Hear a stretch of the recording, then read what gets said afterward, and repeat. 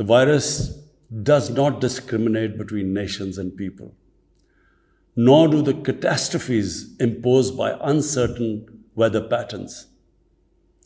The common threats faced by us today not only expose the fragility of the international system, they also underscore the oneness of humanity.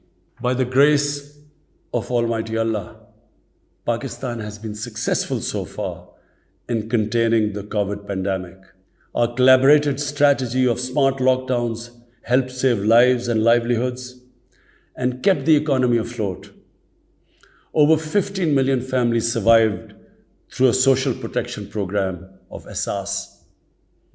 Mr. President, climate change is one of the primary existential threats that our planet faces today. Pakistan's contribution to global emissions is negligible, yet we are among the 10 most vulnerable countries to the effects of climate change in the world. Being fully aware of our global responsibilities, we have embarked upon game-changing environmental programs. Reforesting Pakistan through our 10 billion tree tsunami, preserving natural habitats, switching to renewable energy, removing pollution from our cities, and adapting to the impacts of climate change. To address the triple crisis of COVID pandemic, economic downturn, and climate emergency, we need a comprehensive strategy that should include, number one, vaccine equity. Everyone, everywhere, must be vaccinated against COVID, and as soon as possible. 2, adequate financing must be made available to developing countries. This can be ensured through comprehensive debt restructuring, expanded ODA, redistribution of unutilized SDRs, and allotment of a greater proportion of SDRs to developing countries. And finally, provision of climate finance. 3, we must adopt clear investment strategies which help alleviate poverty, promote job creation, build sustainable infrastructure, and of course, bridge the digital divide. I propose that the Secretary General convene an SDG summit in 2025 to review and accelerate implementation of sustainable development goals. Mr. President, because of the plunder of the developing world by their corrupt ruling elites, the gap between the rich and the poor countries is increasing at an alarming speed. Through this platform, I've been drawing the world's attention towards the scourge of illicit financial flows from developing countries. The Secretary General's high-level panel of financial accountability, transparency, and integrity, called the Fact-Eye Panel, has calculated that a staggering $7 trillion in stolen assets are parked in financial haven destinations. This organized theft and illegal transfer of assets has profound consequences for the developing nations. It depletes their already meager resources, accentuates the levels of poverty, especially when laundered money puts pressure on the currency and leads to its devaluation. At the current rate, when the Fact-Eye Panel estimates that $1 trillion every year is taken out of the developing world, there will be a mass exodus of economic migrants towards the richer nations. What the East India Company did to India, the crooked ruling elites are doing to the developing world, plundering the wealth and transferring it to Western capitals and offshore tax havens. And Mr. President, Retrieving the stolen assets from the developed countries is impossible for poor nations. The rich countries have no incentives or compulsion to return this ill-gotten wealth. And this ill-gotten wealth belongs, remember, to the masses of the developing world. I foresee in the not too distant future, a time will come when the rich countries will be forced to build walls to keep out economic migrants from these poor countries. I fear a few wealthy islands in the sea of poverty will also turn into a global calamity like climate change.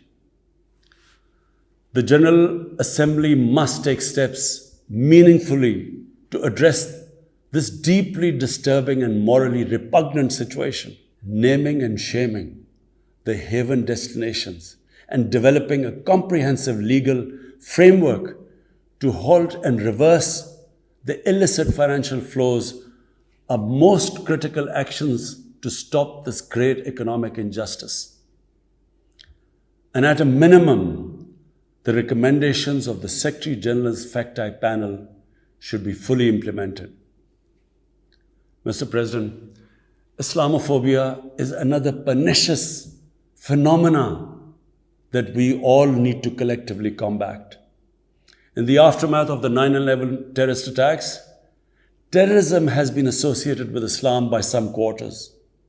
This has increased the tendency of right-wing, xenophobic and violent nationalists, extremists and terrorist groups to target Muslims. The UN Global Counter-Terrorism Strategy has recognized these emerging threats. We hope the Secretary General's report will focus on these new threats of terrorism posed by Islamophobes and right-wing extremists. I call on the Secretary General to convene a global dialogue on countering the rise of Islamophobia. Our parallel efforts at the same time should be to promote interfaith harmony, and they should continue. Mr. President, the worst and most pervasive form of Islamophobia now rules India.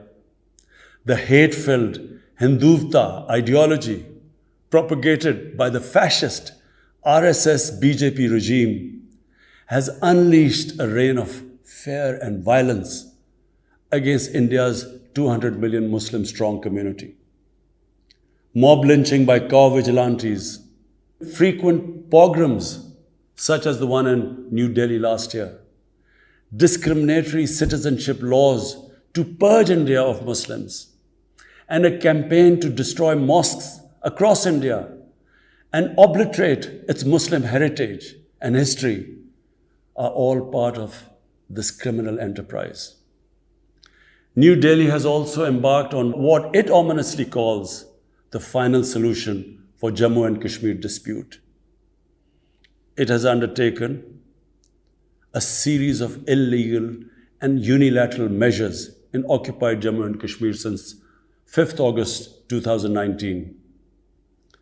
It has unleashed a reign of terror by an occupation force of 900,000. It has jailed senior Kashmiri leadership, imposed a clampdown on media and internet, violently suppressed peaceful protest, abducted 13,000 young Kashmiris and tortured hundreds of them. It has extrajudicially killed hundreds of innocent Kashmiris in fake encounters and imposed collective punishments by destroying entire neighborhoods and villages. We had unveiled a detailed dossier on gross and systematic violations of human rights by the Indian security forces in occupied Jammu and Kashmir. This repression is accompanied by illegal efforts to change the demographic structure of the occupied territory and transform it from a Muslim majority into a Muslim minority. Indian actions violate the resolutions of the United Nations Security Council on Jammu and Kashmir. The resolutions clearly prescribe that the final disposition of the disputed territory should be decided by its people through a free and impartial plebiscite held under the UN auspices. India's action in occupied Jammu and Kashmir also violate international human rights and humanitarian laws, including the Fourth Geneva Convention, and amount to war crimes and crimes against humanity. It is unfortunate, very unfortunate, that the world's approach to violations of human rights lack even-handedness and even are selective. Geopolitical considerations or corporate interests, commercial interests, often compel major powers to overlook the transgressions of their affiliated countries. Such double standards, and the most glaring in case of India, where this RSS-BJP regime is being allowed to get away with human rights abuses with complete immunity. The most recent example of Indian barbarity was the forcible snatching of the mortal remains of the great Kashmiri leader, Sayyid Ali Shah Gilani, from his family, denying him a proper Islamic funeral and burial in accordance with his wishes and the Muslim tradition. Devoid of any legal or moral sanction, this action has been against the basic norms of human decency. I call on this General Assembly to demand that Sayyid Gilani's mortal remains be allowed to be buried in the cemetery of martyrs with the appropriate Islamic rites. Mr. President, Pakistan desires peace with India as with all its neighbors. But sustainable peace in South Asia is contingent upon resolution of the Jammu and Kashmir dispute in accordance with the relevant United Nations Security Council resolutions and the wishes of the Kashmiri people. Last February, we reaffirmed the 2003 ceasefire understanding along the line of control. The hope was that it would lead to a rethink of the strategy in Delhi. Sadly, the BJP government has intensified repression in Kashmir and continues to vitiate the environment by these barbaric acts. The onus remains on India to create a conducive environment for meaningful and result-oriented engagement with Pakistan. And for that, it must do, number one, reverse its unilateral and illegal measures instituted since 5th August 2019. Secondly, stop its oppression and human rights violations against the people of Kashmir. And three, halt and reverse the demographic changes in the occupied territory. It is also essential to prevent another conflict between Pakistan and India. India's military buildup, development of advanced nuclear weapons, and acquisition of destabilizing conventional capabilities can erode mutual deterrence between the two countries. And now, Mr. President, I want to talk about Afghanistan. The current situation in Afghanistan, for some reason, Pakistan has been blamed for the turn of events by politicians in the United States and some politicians in Europe. From this platform, I want them all to know the country that suffered the most, apart from Afghanistan, was Pakistan when we joined the US war on terror after 9/11. 80,000 Pakistanis died. $150 billion was lost to our economy. There were 3.5 million internally displaced Pakistanis. And why did this happen? In the 80s, Pakistan was a frontline state in fighting against the occupation of Afghanistan.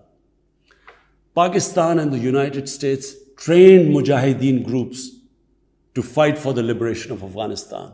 Amongst those mujahideen groups were Al-Qaeda, were various groups from all over the world. There were mujahideen, Afghan mujahideen. These were considered heroes. President Ronald Reagan invited them to White House in 1983. And according to news items, he compared them to the founding fathers of the United States. They were heroes. Come 1989, the Soviets leave. So do the Americans, abandon Afghanistan. Pakistan was left with 5 million Afghan refugees. We were left with sectarian militant groups which never existed before. But the worst cut of it was that a year later, Pakistan was sanctioned by the US. We felt used. Fast forward 9/11, Pakistan is needed again by the US because now their US-led coalition is now invading Afghanistan, and it could not happen without Pakistan providing all the logistical support. What happened after that? The same mujahideen that we had trained that fighting foreign occupation was a sacred duty, a holy war or jihad, they turned against us. We were called collaborators. They declared jihad on us. Then all along the tribal belt bordering Afghanistan, the Pakistan semi-autonomous tribal belt, where no Pakistan army had been since our independence, they had strong sympathies with the Taliban, Afghan Taliban, not because of their religious ideology, but because of Pashtun nationalism, which is very strong. Then there were 3 million Afghan refugees still in Pakistan, all Pashtuns, living in camps, 500,000, the biggest camp, 100,000 camps. They all had affinity and sympathies with the Afghan Taliban. So what happened? They too turned against Pakistan. For the first time, we had militant Taliban in Pakistan. And they too attacked Pakistan government. When our army went in the tribal areas for the first time in our history, whenever an army goes into civilian areas, there's collateral damage. So there was collateral damage, which multiplied the militants to seek revenge. But not just that. The world must know that in Pakistan, there were 480 drone attacks conducted by the US. 480 drone attacks. And we all know that drone attacks are not that precise. They cause more collateral damage than the militants they are targeting.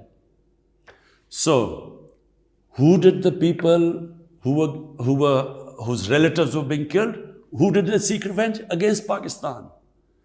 Between 2004 and 2014, there were 50 different militant groups attacking the state of Pakistan. At one point, people like us were worried that will we survive this? There were bombs going all over Pakistan. Our capital was like a fortress. Had it not been for one of the most disciplined army in the world and one of the best intelligence agencies in the world, I think Pakistan would have gone down. So when we hear this at the end, there's a lot of worry about in the US about taking care of the people who helped them, the interpreters and everyone who helped the US. What about us? The only reason we suffered so much was because we became an ally of the US, of the coalition in the war against Afghanistan, where there were attacks being conducted from Afghan soil into Pakistan. At least there should have been a word of appreciation. But rather than appreciation, imagine how we feel when we are blamed for the turn of events in Afghanistan. After 2006, it became apparent to everyone who understood Afghanistan's history that there would be no military solution in Afghanistan.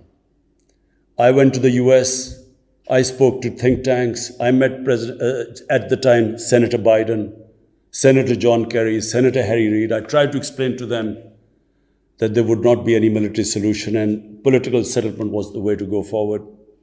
No one understood then. And unfortunately, in trying to force a military solution is where US went wrong. And if today,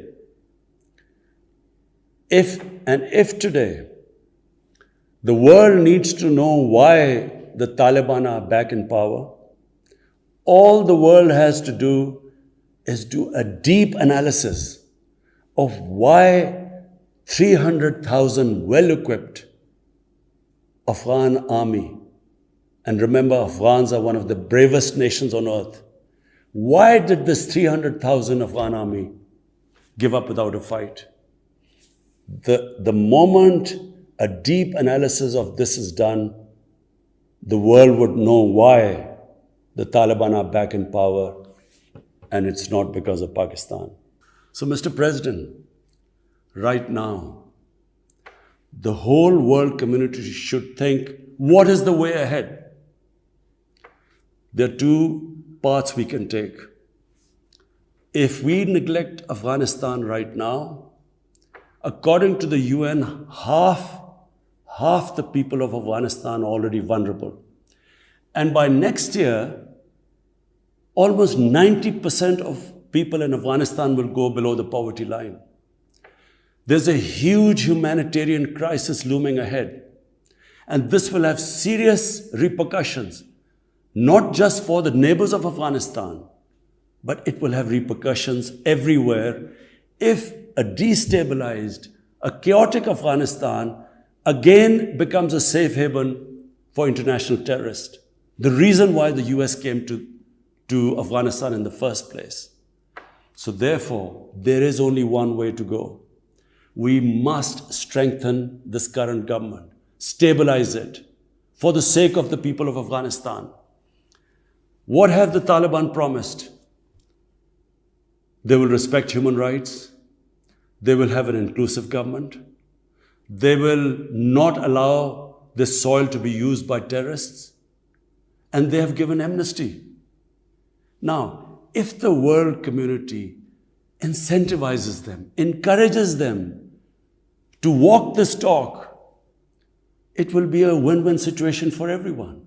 Because these are the four things that in Doha, when the US was talking to the Taliban, these were the conditions the dialogue was all about. So if the world can incentivize them to go this direction, then after all, this 20-year of presence, of coalition presence in Afghanistan would not be wasted, because Afghan soil would not be used for international terrorism. So I end my talk, Mr. President, by urging everyone that this is a critical time for Afghanistan. You cannot waste time. Help is needed there. Humanitarian assistance has to be given there immediately. And the Secretary General of the United Nations has taken bold steps. I urge you to mobilize the international community and move in this direction.